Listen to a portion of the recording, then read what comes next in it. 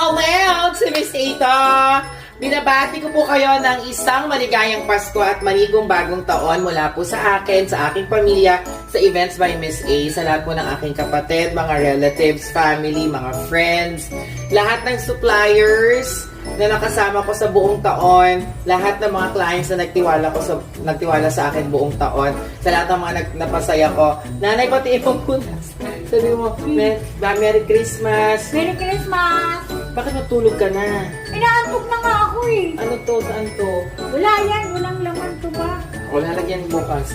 Yun lang guys, Merry Christmas sa inyo mula sa amin ni Nanay. Guys, kung gusto nyo regaluhan si Nanay, please, regaluhan niyo po siya. Bibigay ko na, message nyo lang po ako.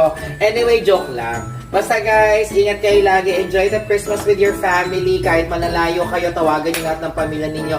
Yun ang best gift.